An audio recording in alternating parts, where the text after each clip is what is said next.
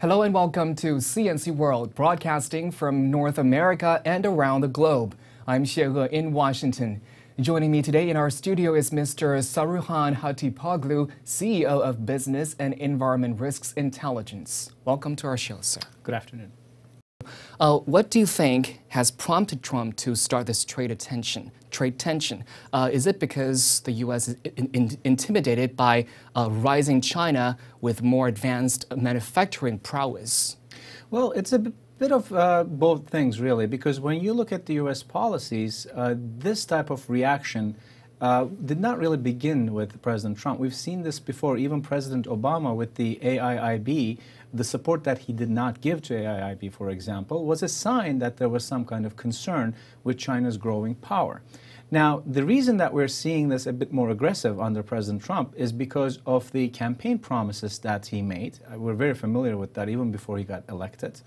And then he's carrying that now. And there are midterm elections that are coming up in October, as you know, in the United States. And this is important for him in his thinking that if he is able to fulfill the campaign promises that he made during the election period, he will be able to help the Republican Party. However, the data that we're seeing and the analysts that we're listening to tell us quite the opposite.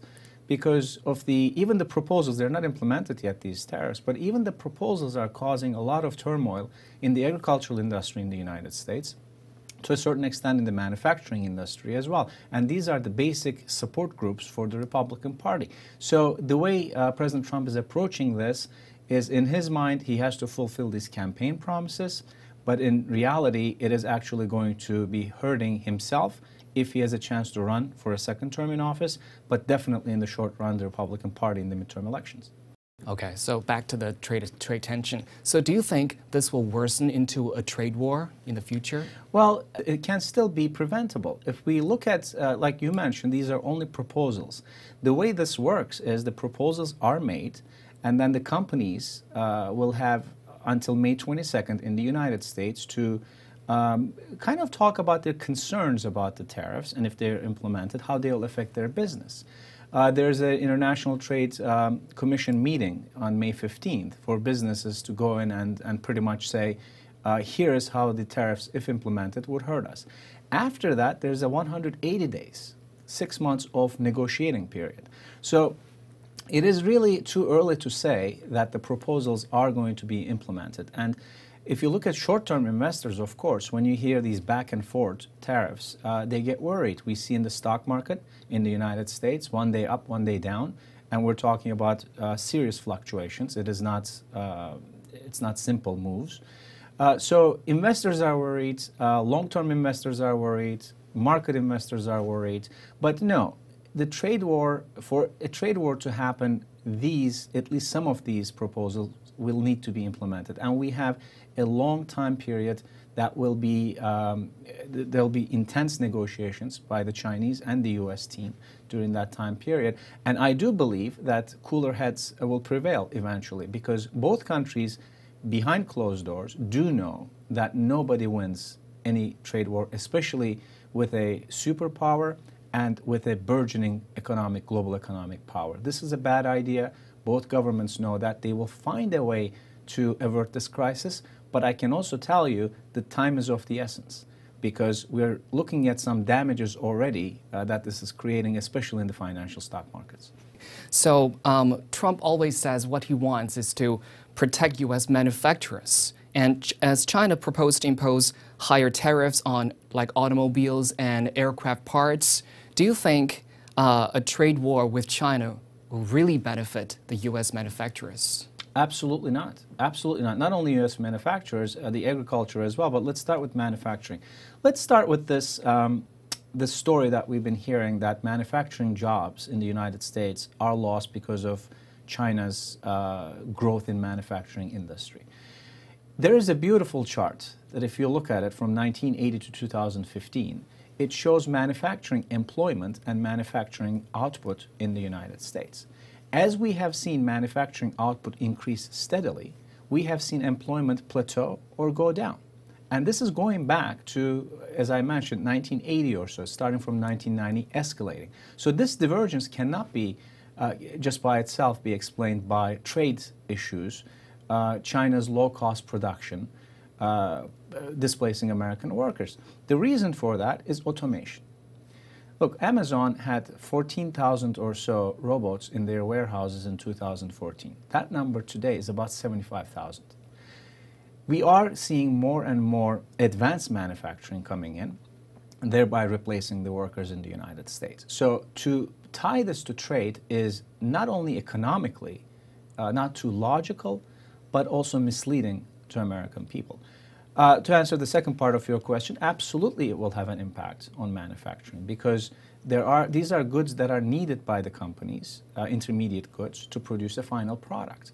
That will also affect the consumers who will pay for these products because the prices are going to go up.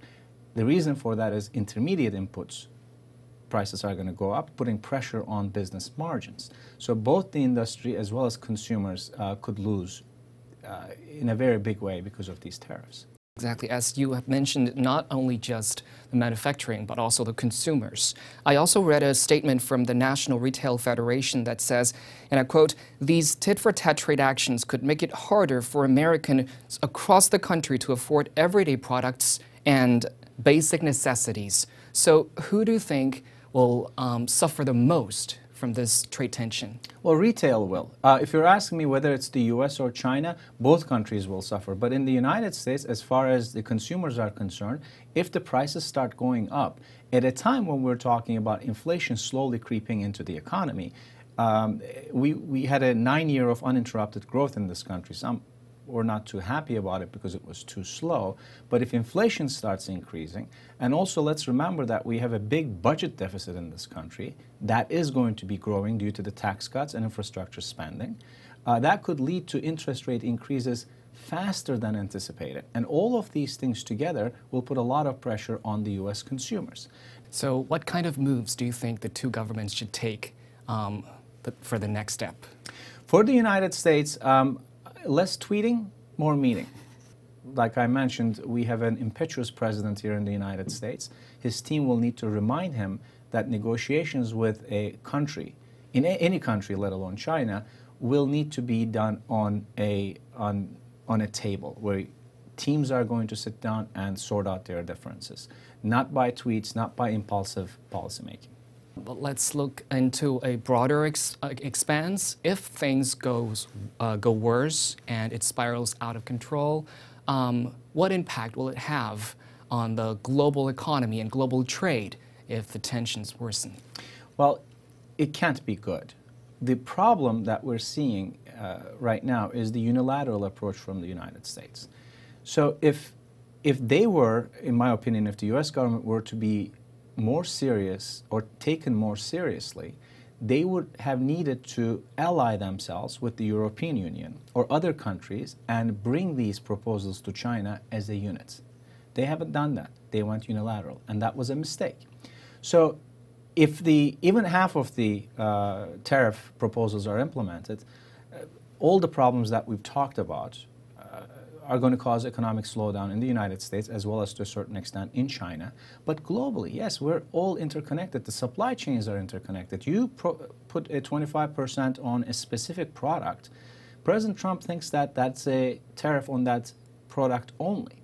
But that product is also going to a bunch of countries as it's getting ready to be the final product. So everybody is going to be affected by that. And that's why I'm still optimistic, even though it's hard to be nowadays, that the president's team, as well as economists and business people, will be able to convince the White House that this is the wrong way to go, and actually it will hurt them in the midterm elections. I think that's the key issue here. If President Trump understands that the House and the Senate may be lost to Democrats in October, he will not have an easy time to implement any kind of policy. So again, within that 180 days, some kind of an agreement, at least some kind of an understanding between the two parties are to be expected. Well, thank you for the optimistic thoughts, and let's hope that the tensions will ease. Thank you very much for your time today. Pleasure. And that's all for our special report today. Stay tuned on CNC World for more of the latest news here in the U.S. and around the globe. I'm Shayla in Washington. Bye for now.